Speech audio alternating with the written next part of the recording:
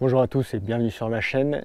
Dans cette vidéo, on va encore une fois s'occuper de la RXF 150 Apollo et on va y monter une ligne d'échappement LM Exhaust. Comme je vous disais, nouvelle vidéo sur la RXF 150.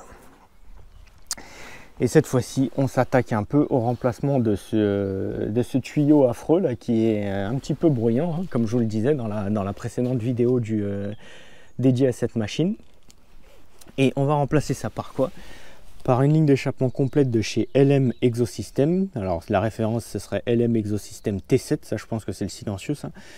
Après la ligne c'est spécifique au cadre, donc à ce cadre RXF, hein, comme vous voyez c'est pas une ligne standard qui va là-dessus, c'est une ligne spécifique. Donc c'est une ligne spécifique et a priori, tout du moins la cartouche, ce serait du titane, du titanium. Donc je vais démonter l'ancienne ligne et puis on va comparer tout ça. Donc première étape de la procédure, donc on démonte le cache latéral. On se rend compte donc que la cartouche elle est tenue ici, mais également ici. Avec la nouvelle ligne, donc on va s'affranchir de cette fixation, puisque du coup c'est des ressorts qui vont tenir la ligne, donc sur tout son long. Elle est juste fixée donc sur le collecteur avec une douille de 10, ça se démonte, ça c'est du 10. Ici l'écrou, enfin la vis c'est du 10, ici c'est du 10 ici, et du BTR pour démonter donc le cache esthétique, le carénage.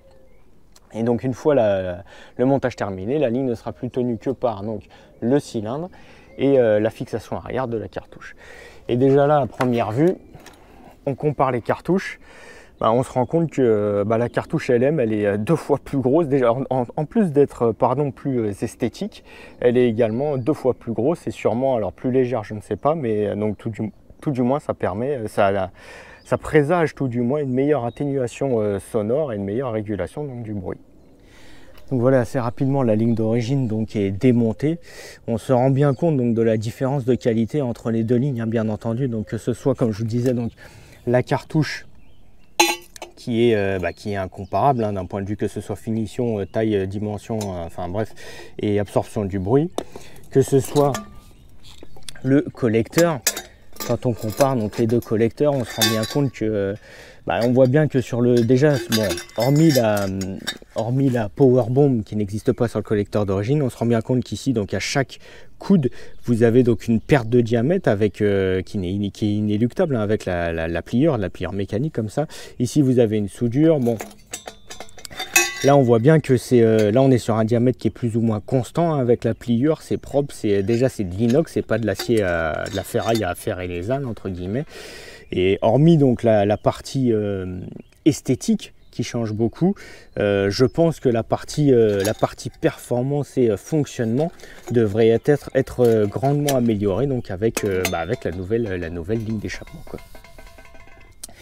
Malheureusement, ça c'est la tronche du joint d'origine, du joint d'échappement. Je vais faire ce que je peux pour le récupérer, sinon faudra mettre un joint neuf. Hein. J'en ai pas forcément en stock, donc ça ne m'arrange pas trop. Mais bon, je vais voir ce que je peux faire avec ça. Et voilà, c'est fait. Hein. Donc la ligne est montée. J'ai réglé les espacements et les tolérances, on va dire, pour que ça ne touche nulle part, ni le cadre, ni l'amortisseur, ni nulle part. Donc ça fait quand même un sacré changement. Hein. On passe de ça, un bout de ferraille chromé qui est pas ouf, à ça. C'est vraiment autre chose, hein. C'est vraiment qualitatif. Bon là le carénage n'est pas remis, donc c'est vrai que ça fait une grosse cartouche, mais une fois que le carénage sera remis, il y aura juste le petit bout qui va dépasser, ça devrait être vraiment pas mal. Et donc encore une fois, hein, je le répète, hein, selon LM Exhaust, on est bien sur du titanium, donc c'est bien du titane a priori. D'un point de vue cartouche, on serait bien sur du titane. Bon, je remonte le carénage et on voit ce que ça donne vraiment au final du coup. Voilà, donc une fois le tout monté, ça donne ça. Et là, franchement, là, ça a de la gueule. Là, on peut dire que ça ressemble à une mini machine de cross, hein, avec une vraie ligne d'échappement digne de ce nom. C'est vrai que ça change tout. Donc là, comme vous pouvez le voir, les ajustements, c'est pile poil. Hein. La cartouche, ça touche pas sur le dessus, ça touche pas sur les côtés. C'est vraiment ajustement pile poil. Hein. C'est vraiment nickel. C'est propre. Hein. C'est propre, il n'y a pas à chier, c'est nickel. Hein. Et donc on voit bien, je pense que c'est la ligne Big Bore, parce que comme vous allez pouvoir le voir, il y a marqué quoi sur le tube intermédiaire RXF 190. Donc j'en déduis que c'est pour le 190 cm3, donc on est bien sur la Big Bore, enfin sur la gros volume quoi. avec la power bomb. J'ai réussi à réutiliser donc le joint d'origine. J'ai réussi à le réenquiller proprement, à serrer. Normalement, il n'y a pas de souci. Donc tout est bien serré, tout est bien enquillé. Et maintenant, la question que tout le monde se pose, on va dire, qu'est-ce que ça donne niveau son. On va faire craquer ça et puis on va écouter ce que ça donne.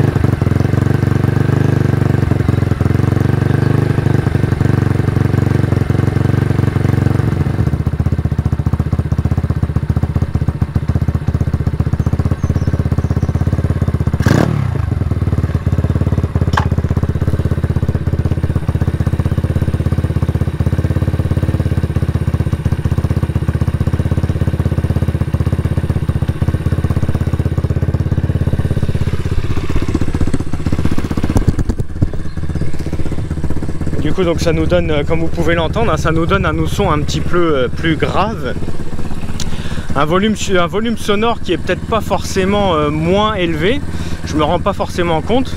Par contre, ça donne une sonorité, une tonalité qui est plus grave et qui est moins dans les aigus et moins casse-oreille, on va dire, si on peut appeler ça comme ça.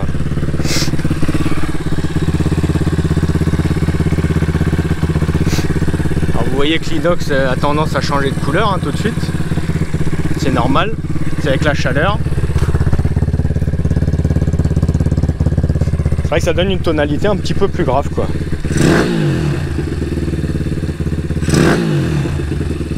Et voilà, maintenant que cette ligne d'échappement LM Exhaust System est installée, et on va s'attaquer à la transformation, à la conversion super motard de cette RXF 150. Alors j'ai déjà un peu regardé ce qui n'allait pas, encore une fois. Alors qu'est-ce qui va pas? Le disque de frein. Le disque de frein, en tout cas sur ce jeu de jantes là, le disque de frein est trop grand. Donc j'ai commandé des disques de frein un peu plus petits. Donc je crois que sur les jantes, ce qui arrive, c'est du 220. J'ai commandé du 210 et du 200. On va voir ce qui monte. Forcément, les entretoises, les entretoises, ça va pas aller. Il va falloir qu'on bricole nos propres entretoises.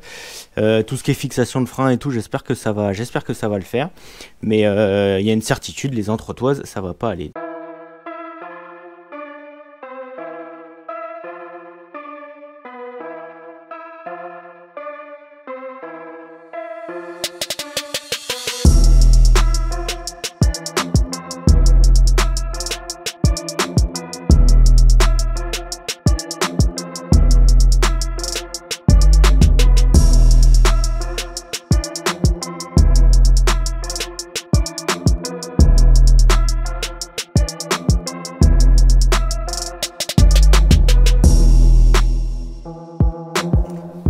Voilà, le travail est terminé, non sans mal, parce que ça a nécessité pas mal de taf quand même.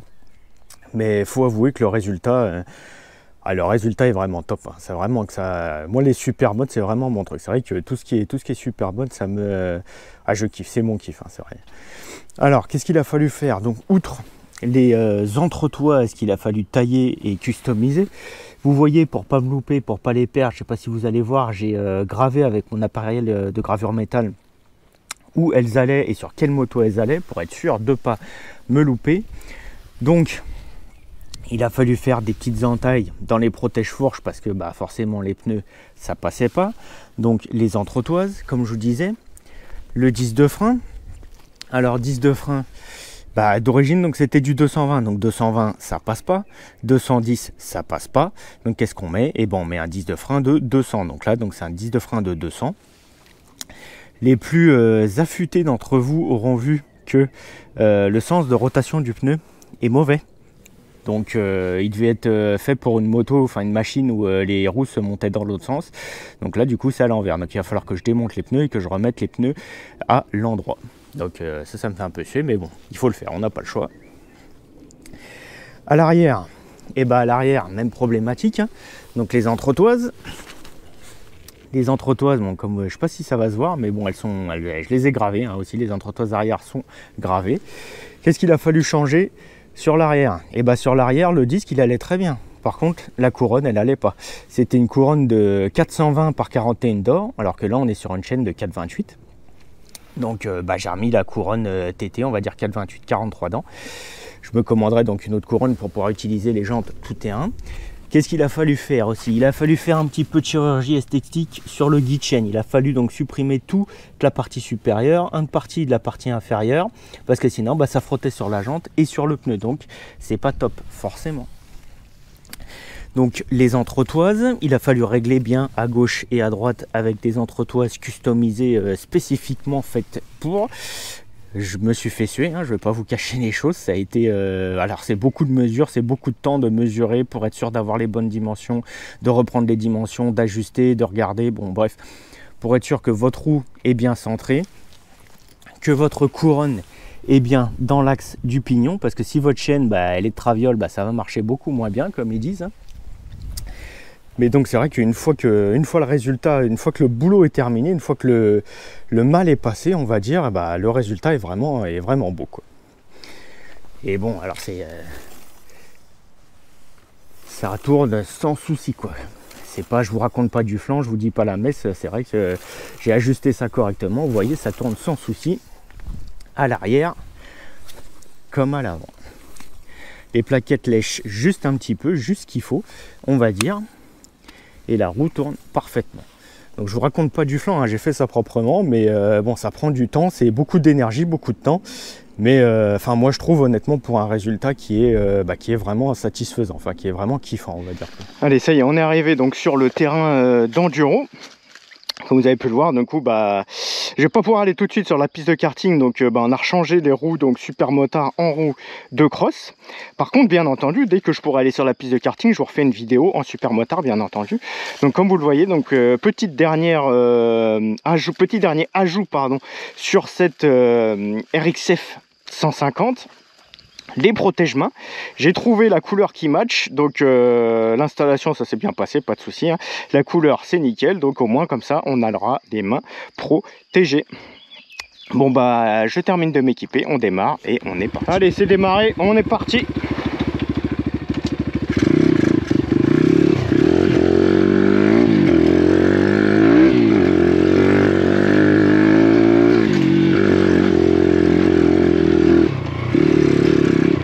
Faire chauffer gentiment déjà et après on pourra passer un petit peu plus fort.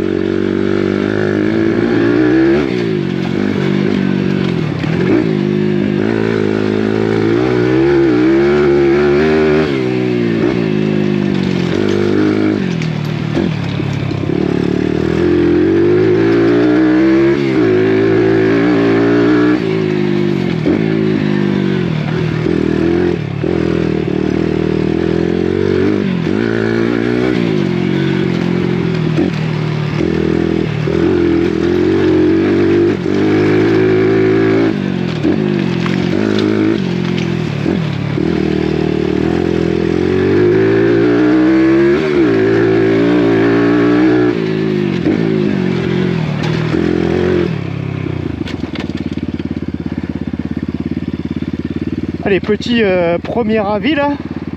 Je sais pas si vous allez m'entendre correctement. Je vais essayer de parler fort. Petit premier aperçu là sur cette ligne LM Exhaust. On sent qu'elle est un petit peu plus... alors ça, c'est pas le jour et la nuit, hein, c'est pas ce qui va transformer votre machine en machine de guerre entre guillemets. Mais on sent que la machine est un peu plus libre, elle reprend mieux. Elle n'est pas étouffée, enfin tout du moins elle reprend bien, et je pense que la Power Bomb ça aide bien à cette petite réserve, on va dire, à cette petite réserve de puissance lorsque la machine est sur la remise des gaz en tout cas. Donc non, franchement c'est bien agréable. Alors après, encore une fois, hein, c'est pas ça qui va transformer votre machine en avion de chasse, hein. Mais franchement pour un petit 150 ça marche pas trop mal, quoi. Alors on n'est pas au niveau d'un 190 hein, bien entendu, ni d'un 4 soupape ou d'un 150 ou 160 énervé, mais ce petit 150 il marche déjà pas trop mal. Bon allez, on continue. Comme je vous disais, hein, la première vitesse, elle est là pour la forme, hein, c'est juste pour le décollage et encore.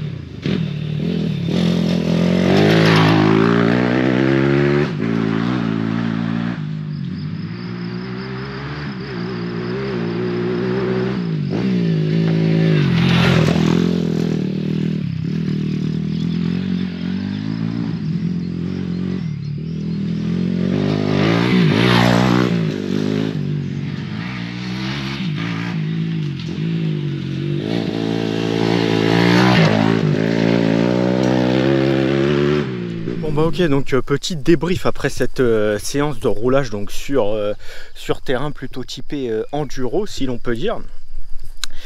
Donc cette RXF 150, bon bah elle est égale à elle-même, hein, comme dans la première vidéo de pseudo roulage début de rodage que j'avais fait. Les sensations sont inchangées. Cette ligne, encore une fois, LM Exosystem, et franchement c'est pas mal. Bon après, est-ce que ça vaut les 200 ou 300 balles qui sont demandées? Ça c'est une autre histoire, j'ai envie de dire. Mais ça vous donne un petit peu plus de... On sent qu'elle a un petit peu plus de couple, ça lui donne une petite réserve de couple supplémentaire, ça la rend un peu plus vivace si l'on peut dire, avec une sonorité plus typée vraiment enduro et moins typée dirt bike casserole avec l'échappement d'origine, on va dire. D'un autre côté, donc c'est de l'inox, donc ça permet de ne pas rouiller, tout du moins de moins rouiller, et de toute façon ça lui donne un sacré style quand même. Donc le bilan global est bon. Après, à vous de juger si ça nécessite, si ça justifie entre guillemets, pardon, l'investissement qui est demandé pour cette ligne LM Exhaust System. Je précise que c'est la ligne Big Bore, hein, c'est la ligne gros volume si l'on peut dire. En parlant de volume, donc en parlant de volume, pardon, hein, des fois j'ai une voix un petit peu bizarre, c'est les pollens là, je suis en train de me prendre des pollens en plein dans la tronche là, c'est compliqué en ce moment. Bref, c'est pas ça la question. Donc en parlant de volume, on va parler de cylindrée. Donc ce petit 150 là, c'est un 150 typé CRF, c'est pas un 150 typé KLX, hein, encore une fois. Mais donc ce petit 150 typé CRF avec le petit Carbunibi, et ça marche pas trop mal. Ça casse pas trois pattes à un canard, c'est pas super violent, mais honnêtement ça marche pas trop mal. Ça a un peu d'allonge, ça a du couple, bon franchement c'est pas mal. Après il faut dire ce qui est, hein, je ne vais pas vous mentir. Là-dedans, un 190, alors soit un Daytona, soit un Zongshen déjà, avec pourquoi pas un kit 212 et une culasse 4 soupapes sur le kit 212, ce serait bien ça. Hein. Bah, franchement, là, je pense qu'on pourrait exploiter le potentiel, le maximum du potentiel de la machine et vraiment là, du coup, avoir un jouet diabolique avec un 190, voire un 212. On verra ce que ça donne. Donc là on a essayé sur un terrain, comme je vous disais, un petit P enduro avec un peu de donc on est sur le cos, hein, il y a un peu de cailloux à certains endroits, donc j'y reviendrai plus tard sur les pneumatiques. Mais donc on va voir ce que ça donne avec quand j'aurai l'occasion, bien sûr je vous partagerai ce que ça donne sur piste de karting et donc en montage super motard. Et donc on verra donc si le ressenti sur ce petit 150 pardon est le même ou pas. Donc je vous parlais donc des petits cailloux là, et je vous parlais des pneumatiques. Et bah on sent que les pneumatiques sur ce type de terrain, bah, ils mériteraient des crampons un petit peu plus énervés. Clairement, ça mériterait des pneumatiques un petit peu plus agressifs pour pouvoir gripper un petit peu mieux. Parce que je sais pas si vous avez vu dans les rushs vidéo que je vous ai mis, il y a certains moments, alors c'est de la glisse, il y a de la glisse franche, hein, il y a de la grosse glisse. Et bah, il y a certains moments, il y a deux fois je crois, on va dire, c'était un peu tendu du slip, hein, c'était tendu du string. Hein. La moto, elle s'est mise un peu à l'équerre en vrac. Il a fallu que je fasse sauvetage de la mort qui tue, sinon on peut dire. Bon, après c'est trop d'enthousiasme, hein, un peu trop de confiance. Et puis bon, après si j'avais des pneumatiques qui grippaient un petit peu mieux, ce serait pas plus mal aussi. D'un point de vue avarie, bah honnêtement, là je pense que je lui ai mis sacrément dans la tronche, comme dirait l'autre. Hein. Et bah honnêtement, pas de problème, ça reprend, enfin ça démarre bien, ça roule bien, il n'y a pas de souci de ce côté-là.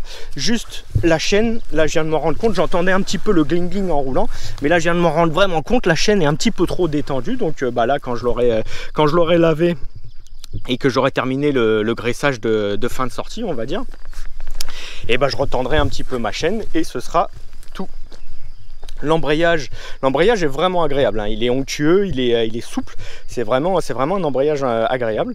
Et l'un dans l'autre, hein, honnêtement, encore une fois, l'un dans l'autre, c'est une machine qui a comment dirais-je, une homogénéité. Voilà, c'est ça, c'est le mot que je cherchais. C'est une homogénéité qui est vraiment appréciable et agréable. Après, encore une fois, comme je vous dis, un 190 ou un 212 là-dedans, je pense que ça enverrait du lourd. Et je sais pas, peut-être que dans un avenir proche ou pas d'ailleurs, c'est peut-être ce qui va se passer, hein, un 212 là-dedans avec une culasse 4 soupapes là.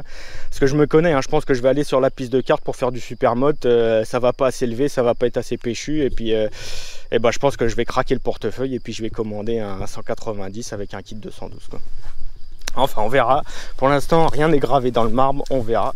Encore une fois, merci d'avoir regardé cette vidéo. Abonnez-vous, cliquez sur like, activez les notifications pour ne jamais rien louper. Et on se retrouve très bientôt dans la prochaine vidéo. Allez, salut! Even when you feel low, you can still go. Even when you feel slow, you can still go. Even when there's no hope, you can still go. I never answer to no, man, I still go. Go, go.